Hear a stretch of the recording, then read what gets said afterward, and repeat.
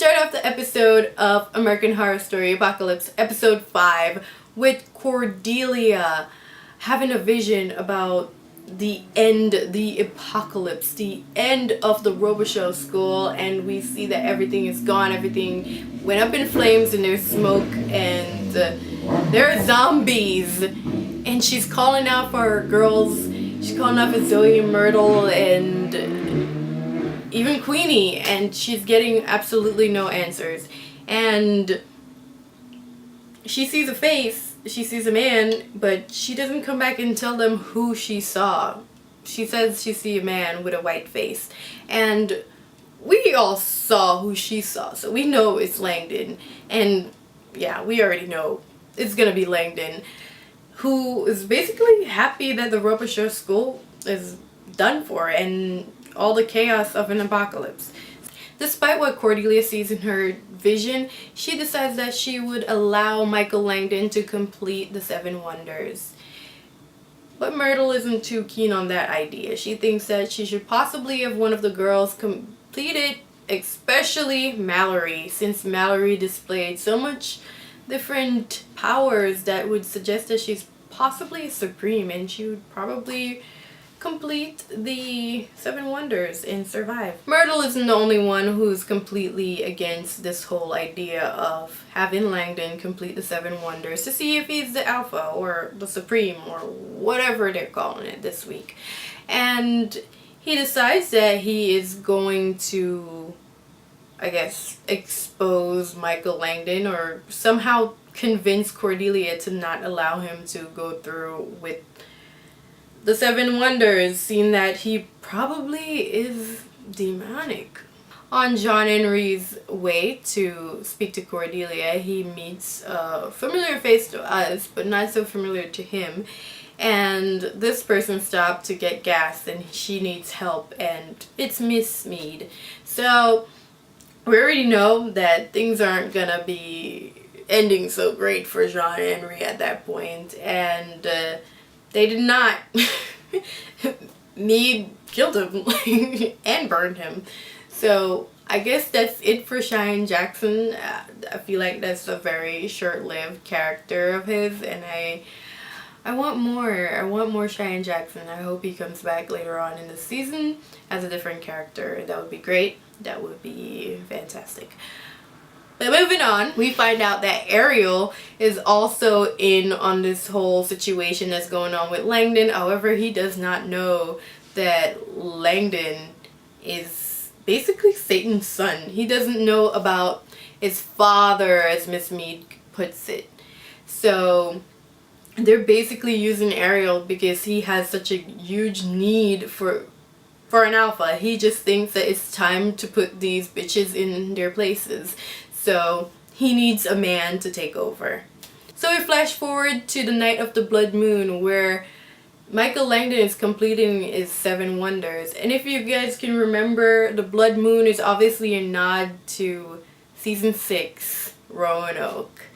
The blood moon! The creators of American Horror Story really took this opportunity as a way to bounce off of silent films of the past, and they basically have a silent film portion of this episode from the first wonder to the 6th, and then the last wonder we are pulled out of the silent film and we have Cordelia asking Michael Langdon to do his final wonder, and he has to retrieve Misty from her hell.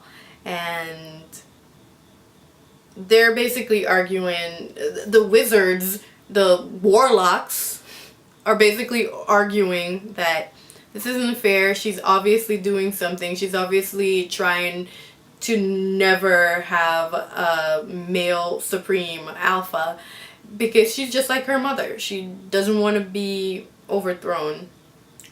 However, Michael Langdon was able to retrieve Misty from her hell. In the midst of trying to prove himself, Michael Langdon possibly somehow screwed himself in this situation, because we go on to find out that Cordelia already have an idea that Michael Langdon is going to cause the end of the world. So she's already looking out for him. She knows what's gonna happen, or she has an idea what's gonna happen. She doesn't believe that he is an alpha because she knows that his powers are sinister, and she was in a way using him. She's like, if he can get Queenie and Madison, then he possibly could get Misty, and she needs Misty to help her. After Misty comes back and she gets a chance to talk to Cordelia, we find out that she also thinks that Michael Langdon is a maleficent presence, and she thinks that he is one of the worst entities that she's ever come in contact with.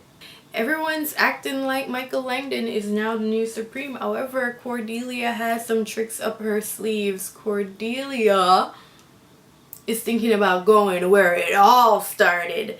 And we get to find out that it all started, well, we already know. It all started with the murder house. So in next week's episode, we will be going to the murder house.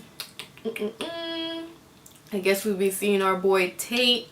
I can't wait for Evan Peters to be back. And not only Evan Peters, we get a preview that Jessica Lange will be back in next week's episode. She will be back. Queen Bee has arrived, honey. This episode led me to think that possibly Cordelia put a spell on Coco and Mallory as a way to protect them so that they wouldn't be able to use their powers or even remember that they have powers. As a way to protect them from Michael, because he was on a quest to kill all the witches and warlocks. So if they didn't know that they even have powers, then they wouldn't display them and he wouldn't find out. Especially because Coco's powers are so limited and Mallory is so great. Coco adds to the comedic relief of this episode by saying that she is a gluten detector. However, we get to find out that she's just a danger detector. She can detect dangerous things. And even though her powers are limited, she still have powers, and I guess that would be very helpful moving forward, that she would be able to detect that there's something sinister about Michael when her powers actually does come back. But were her powers so suppressed that she was not able to tell that Brock was going to kill her? I don't know. Perhaps it only worked for other people, not necessarily when she needs to see it for herself. I'm glad that they're sending Madison to go check out the murder house, because Madison is in Montgomery, and the murder house was originally owned by Montgomery. So is there going to be some sort of connecting of these characters? Are we finally going to see how exactly Madison Montgomery plays into the Montgomery family?